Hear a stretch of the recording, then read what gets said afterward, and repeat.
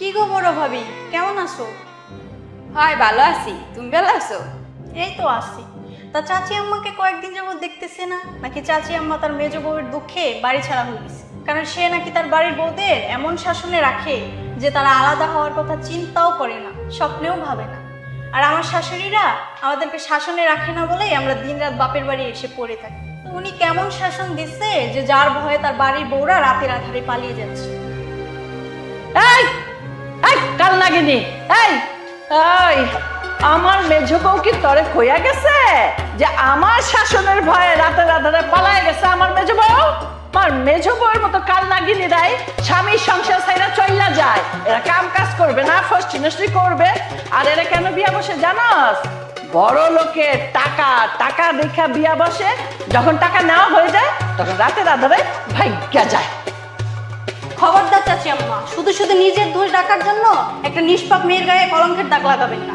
আর আপনি যে কেমন শাশুড়ি আশেপাশে সবাই কম বেশি জানা আছে।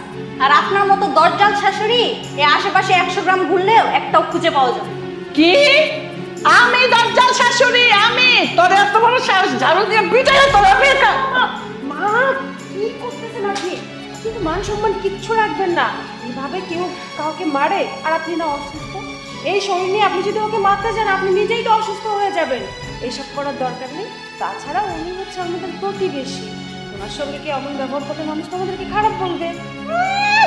পাড়া প্রতিবেশী? পাড়া প্রতিবেশী না ছাই।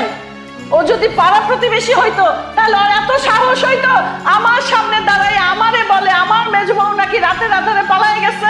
হ্যাঁ বলো। ওরে আমি পিছা দিয়ে বাইরে মাথাটা ফাটাই দেই না, এই তো বেশি। আবার আমারে কয়টা দরজাল শাশুড়ি। মা ওনার সাহস আছে বলতে হবে। সাহস না থাকলে কেউ এভাবে মুখের উপর সত্যি কথা বলে দেয়? কি বললা ছোট বউ? না মা, মানে আমি বলছি যে ওনার কত বড় সাহস আমাদের বাড়িতে এসে আমাদের চোখের সামনে আমাদের শাশুড়ি মেয়েকে অপমান করে যায়। এটা আমরা মেনে নিব? এই কাজটা কিন্তু তুমি একদম ঠিক করোনি নিপা। নেক্সট টাইম থেকে যেন এমন কোনো কিছু না হয়। আর শোনো, আজকে তুমি যে কাজ করেছো আজকের পর থেকে তুমি কখনো আমাদের বাসায় আসবে না। এক্ষুনি বের হয়ে যাও। মা আপনি আমার সঙ্গে চলুন, আপনি রেস্ট নেবেন। আসুন আসুন।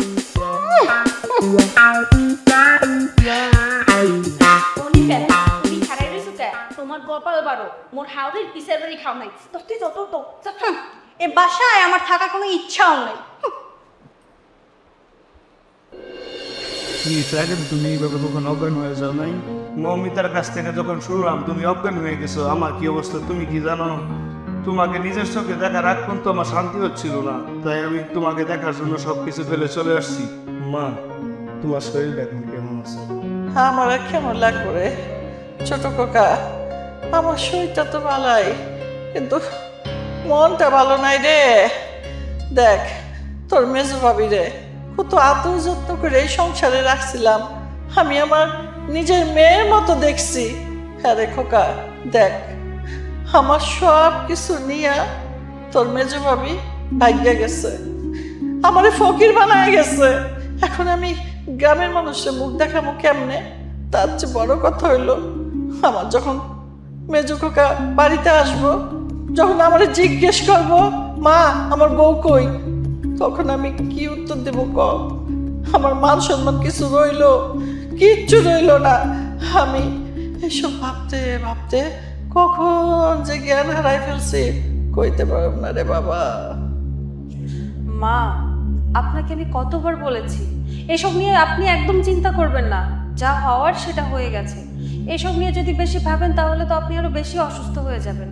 শুনুন, আপনি বসে বসে সব চিন্তা করে অসুস্থ হবেন আর আমরা সবাই যে সেটা মেনে নিব, আমি কিন্তু এমন মেয়ে না, আমি এটা মানতে পারবো না। আপনি এসব নিয়ে একদম চিন্তা করবেন না। আর তোমাকে না আমি কতবার বলছি মায়ের সামনে কখনো এসব কথা বলবা না, তারপরেও তুমি সময় পেলেই মায়ের সামনে সেসব কথা বলা শুরু করে দিচ্ছ। তোমার জন্য মা বেশি অসুস্থ হয়ে যাবে। তোমার আর এখানে থাকার দরকার নেই। চলো তুমি আমার সঙ্গে এক্ষুনি চলো। আসুন।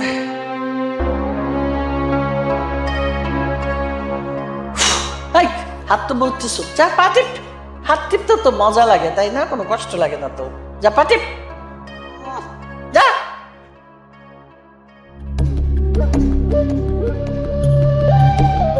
জোরে টিপ।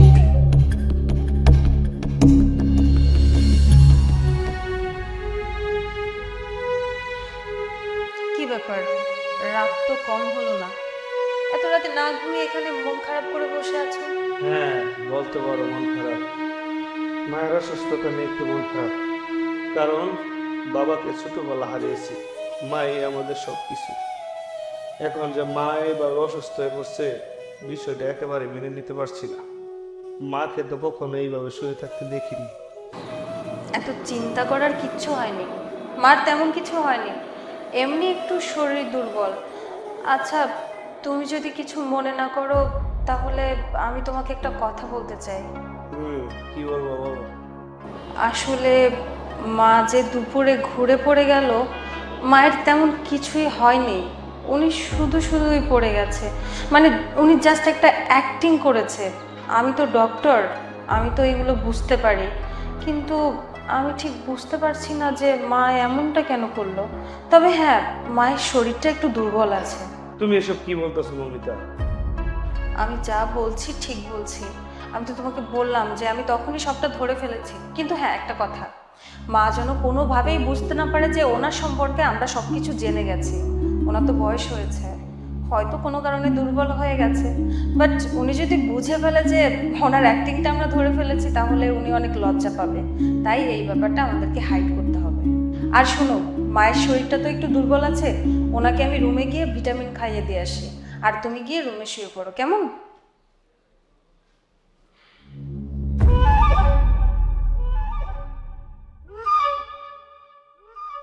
এই এই আরামজাদি, কি ব্যাপার? ঘুমাইতেছিস কেন? হ্যাঁ, সারাদিন কোনো কাম করস? খালি বৈশাই তো থাকস, আর পা টিপতে কইলি তোর ঘুমাইছে পারে?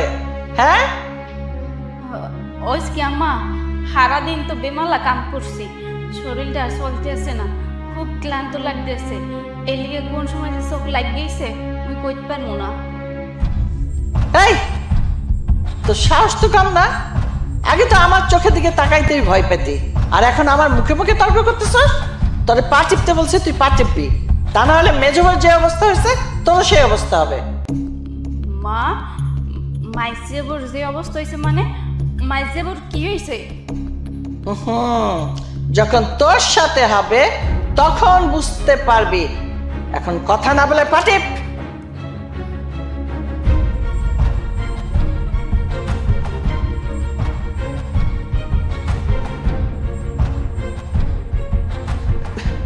এই যে বড় বৌমা, তোমার আমি কখন থেকে বলতেছি আমার পা টিপার তোমার দরকার নেই, সারাদিন কত কাজকর্ম করো, আবার রাত্রে আসো আমার পা টিপতে। এটা একটু কথা হইলো? আমি কখন থেকে তোমার কইতেছি যাও যাও শুতে যাও, তুমি কথাই শুনো না। ও কখন এসে ছোট বৌমা? দেখো না, তুমি এত রাত পর্যন্ত যাইতে রইছো, তোমার সকালে ডিউটি আছে, যাও যাও ঘুমাও গিয়া। আসলে মা আমি শুয়েই পড়ছিলাম, কিন্তু হঠাৎ করে মনে হলো আপনাকে তো ট্যাবলেটই খাওয়ানো হয়নি, এই জন্য আবার এখানে আসলাম। আর বড় আপা, আপনি এখনো এখানে বসে আছেন? সকাল থেকে শুরু করে সারাটা দিন আপনি কত পরিশ্রম করেন, কত কাজ করেন। এভাবে যদি সারাদিন কাজ করতে থাকেন, এভাবে যদি রাত জাগতে থাকেন, তাহলে তো আপনি অসুস্থ হয়ে যাবেন। আর এখন আমি এই বাড়িতে এসেছি, এসব চলবে না। আপনাদের সব নিয়ম মেনটেন করে চলতে হবে, বুঝতে পারছেন? আপনাকে কতবার বলছি একটু রেস্ট নেন, যদি কোনো কাজ থাকে আমাকে বলেন, তারপরেও আপনি আমাকে কিছু বলবেন না। যত যা কাজ আছে সব আপনি একা হাতে করবেন, এগুলো কি খুব দরকার? এই দেখো না ছোট বৌমা, আমি কখন থেকে বলতেছি যে যাও ঘুমাও যাও, আমার কথাই শোনে না। দেখো তো এবার তোমার কথা যদি শোনে। আমি শুধু বুঝাবো না মা, আমি হাত ধরে এখান থেকে টেনে উঠিয়ে নিয়ে যাবো, আর আমার কথা তো শুনতেই হবে। আপনি অনেক কাজ করছেন, আর কাজ করতে হবে না, আপনি এক্ষুনি গিয়ে ঘুমাবেন। উঠুন, এক্ষুনি আমার সাথে চলুন। মা, আপনি কোনো চিন্তা করবেন না, আপনার বিষয়টা আমি দেখছি, আর আপনার বড় বৌমাকে আমি টাইট দিচ্ছি। শুধু কাজ, তাই না? চলুন আমার সাথে, চলুন। এবার হলে তো আমার কথা তো শোনো না, যাও। ছোট বৌমার কথা ঠিকই শোনে।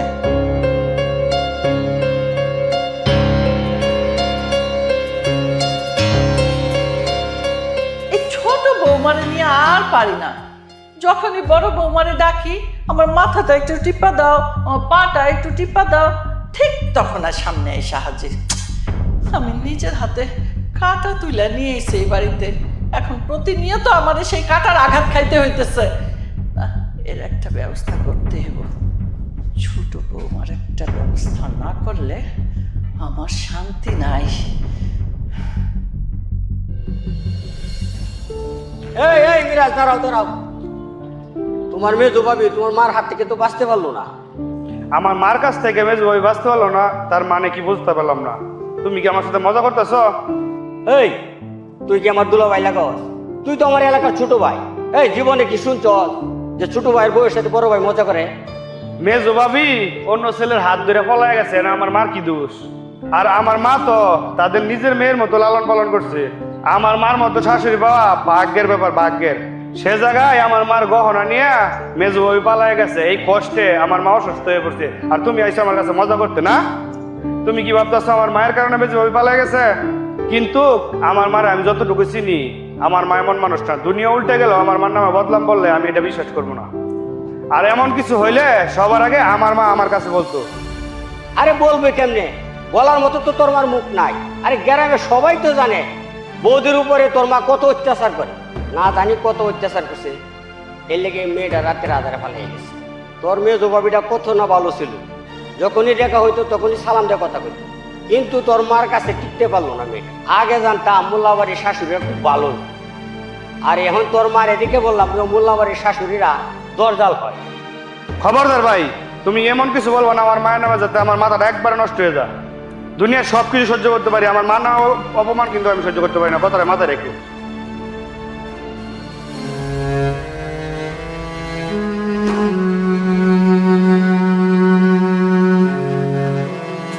কি রে বাজান, তুই বাড়ির থেকে বাইরে হইলি হাসি খুশি, তুই বাইরের থেকে আসলে মন খারাপ কইরা?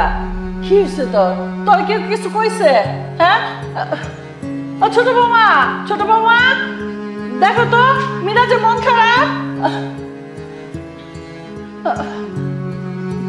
এ কি মিরাজ, হঠাৎ করে তোমার কি হয়ে গেল?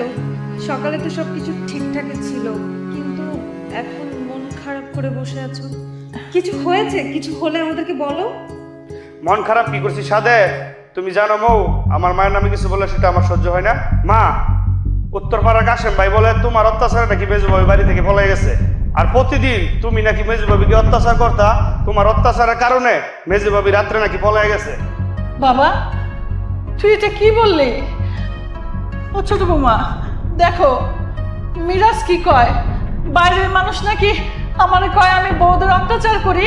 হ্যাঁ, আমি যদি বউদের অত্যাচার করি তাহলে বউদের ভালোবাসবে কে? হ্যাঁ, হে আল্লাহ, এই কথা আমার শোনার আগে আল্লাহ আমি এগুলো শুনতে চাই না। আল্লাহ, মা, মা আপনি প্লিজ চুপ করুন, এভাবে কান্নাকাটি করবেন না। আর মিরাজ, তোমার কি সবকিছু এসে মায়ের সামনে বলতে হবে? তুমি মায়ের শরীর কন্ডিশন সম্পর্কে জানো না? জানার পরেও কেন সবসময় মায়ের সামনে এসে এসব বলতে থাকো? আমার এগুলো আর ভালো লাগে না। শোনো, মন খারাপ করো না, যা হওয়ার হয়েছে। আমি ডিনার রেডি করেছি, খেতে আসো সবাই। চলো। আয় বাবা আয়।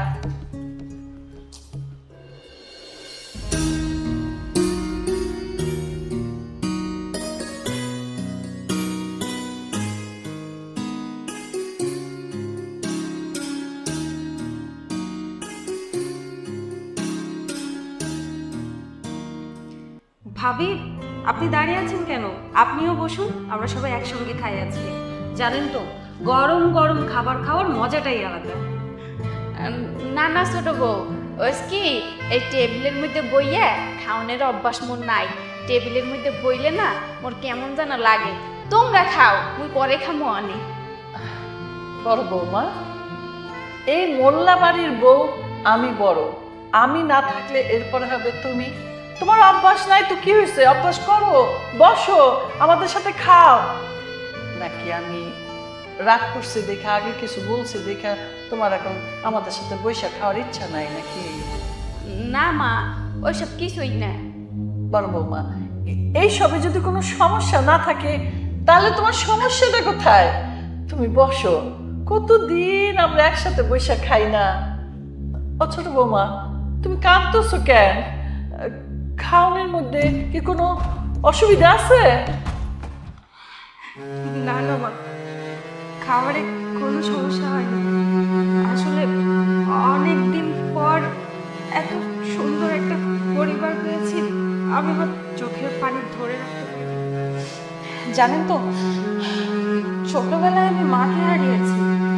মাকে হারানোর পর থেকে বাবাই আমার সব কিছু। কিন্তু বাবার ওই যে অফিসের কাজ, সারাক্ষণ বাবা অফিসের কাজে ব্যস্ত থাকতো, যার কারণে বাড়িতে আমি সবসময় একা একা থাকতাম। খাবার খাই, গোসল করি, যাই করি, সব কিছু একা একা। আমার অনেক খারাপ লাগতো, আর মনে হতো কবে আমি একটা পরিবার পাবো, কবে পরিবারের মানুষের সঙ্গে একসঙ্গে খাবার খাবো। কিন্তু আজকে আমার সেই স্বপ্নটা পূরণ হয়েছে। আমি আজকে এত সুন্দর একটা পরিবার পেয়েছি, সবাইকে পেয়েছি, একসঙ্গে আমরা খাবার খাচ্ছি। আমার আর কোনো কিছুর আফসোস নেই মা, আমার এখন অনেক ভালো লাগছে, অনেক বেশি। পাগল মেয়ে আমার, এইভাবে কেউ কান্না করে? কে কইছে তোমার মা নাই? তুমি যদি আমার নিজের মা মনে করতে না পারো, তাহলে তোমার সাথে আমি কোনো সম্পর্কই রাখুন না। সমস্যা নেই মা, আপনারা সবাই তো আমার পরিবার। আপা বসেন না, বসেন, খাবার খাই। তোমরা খাও, আগ্রহ।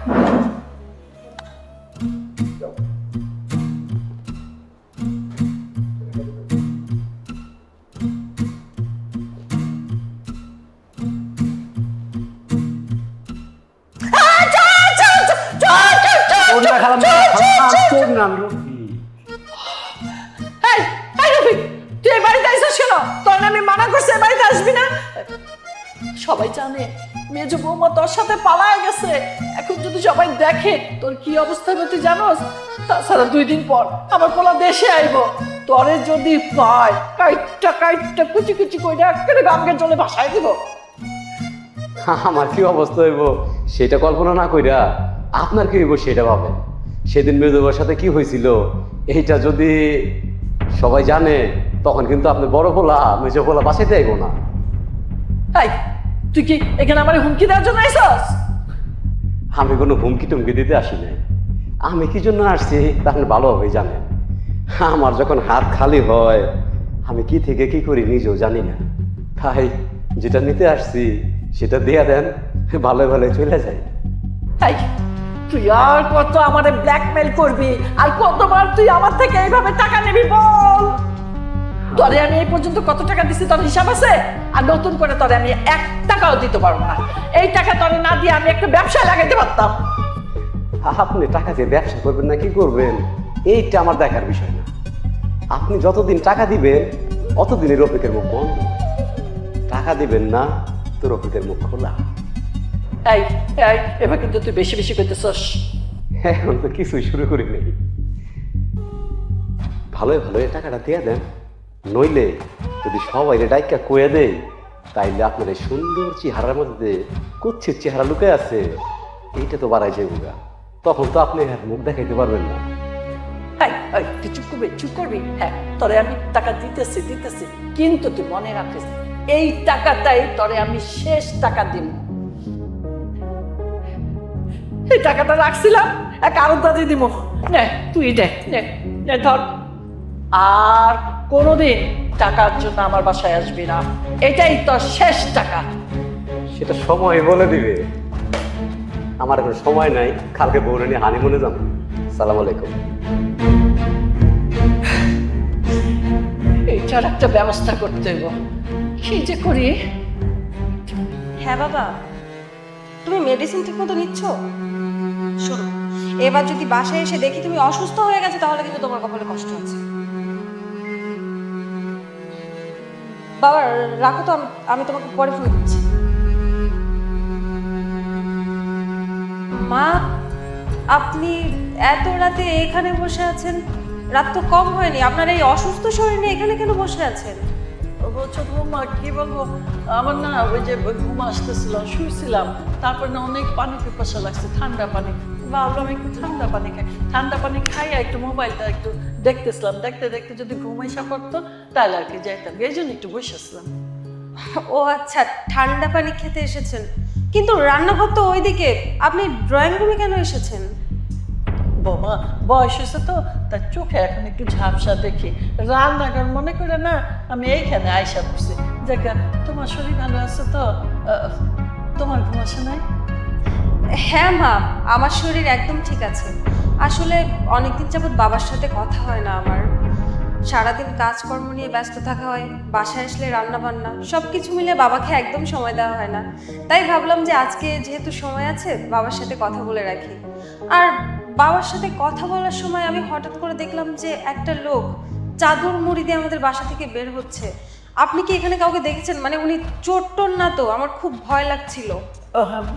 বৌমা, তুমি ঘুমের চোখে কি দেখছো? আমি যাই ঘুমাই, আমার ঘুম পাইছে। মা মা বাবার কথাটা শুনুন। রাত বাজে 1টা, এমন সময় কে চাদর দিয়ে ঢেকে বাড়ি থেকে চলে গেল? চোর না তো? ব্যাপারটা তো দেখতে হচ্ছে। না না, আমার দেখা ভুল হতে পারে না। আর মা আমাকে দেখে তো ভয় পেল কেন? মা যদি ঠান্ডা পানি খেতে আসে তাহলে এখানে এতগুলো টাকা কোত্থেকে আসলো? তার মানে কি মা, আমার মনে হচ্ছে কিছুই একটা তো চলছে এই বাড়িতে। চোখ কান খোলা রাখতে হবে। হায় হারে, আর একটু হইলে ছোট বৌমার হাতে ধরা পড়ে যেতাম। আমি ছোট বৌমারে যত সহজ সরল মনে করছিলাম, আসলে তো তত সহজ সরল না। ছোট বৌমার হাতে ধরা পড়া যাবে না। যদি ধরা পড়া যায়, আসলটা যদি যাই না যায়, তাহলে তো আমার যে কি অবস্থা হইব। না না, এখন ছোট বৌমার একটা ব্যবস্থা করতে হবে, আমার একটা বুদ্ধি বাই করতে হবে।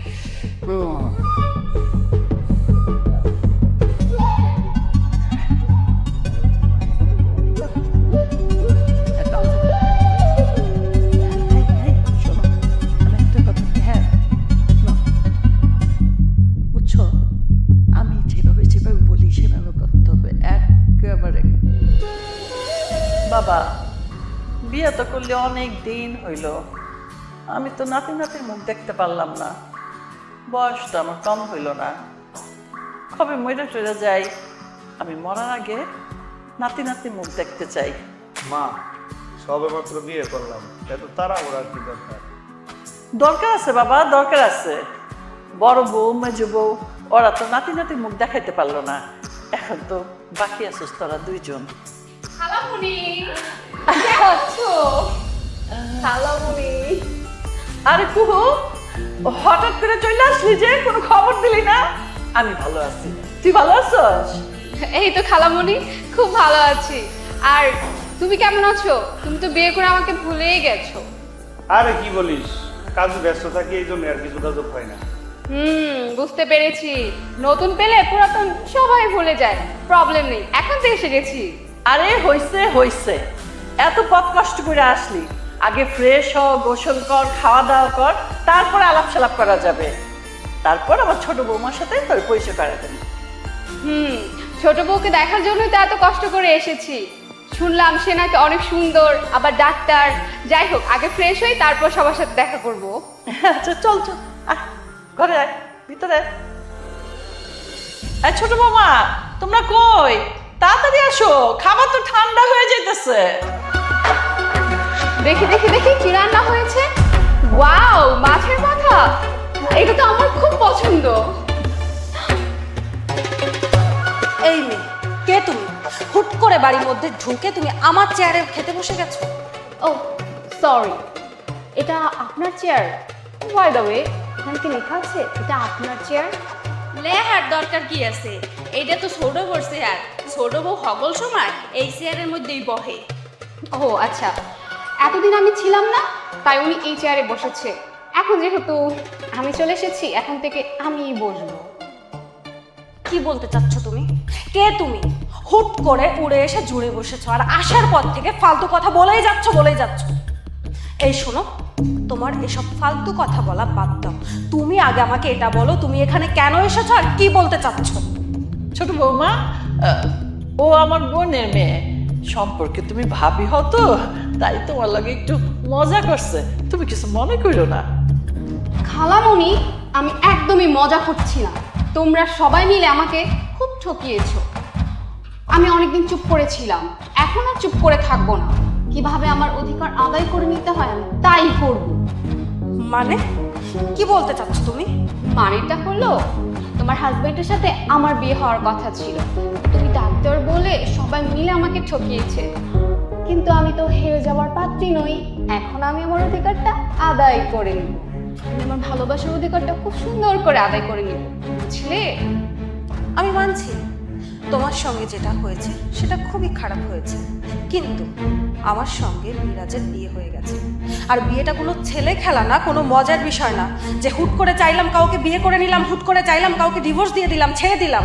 শোনো, ওর সঙ্গে যেহেতু আমার বিয়ে হয়ে গেছে, আমি আরও আলাদা হচ্ছি না। তোমার এই স্বপ্নটা দুঃস্বপ্ন হিসেবে ভুলে যাও। শোনো, তুমি আমাদের বাড়ির গেস্ট এসেছো, খুব ভালো কথা, ঘোরাফেরা করো, খাওয়া দাওয়া করো, তোমার যা মন চাই তা করো, কিন্তু আমার সংসারে অশান্তি করো না। খাওয়া দাওয়া করো আর বিকেলের মধ্যে এখান থেকে বিদায় হয়ে যাও। তোমাকে আমি বিকেলের মধ্যে দেখতে চাই না। এই বাড়ি থেকে আমি কোথাও যাচ্ছি না, এটা আমার বাড়ি। আর এ বাড়ি থেকে যদি কারো যেতে হয় সেটা তুমি।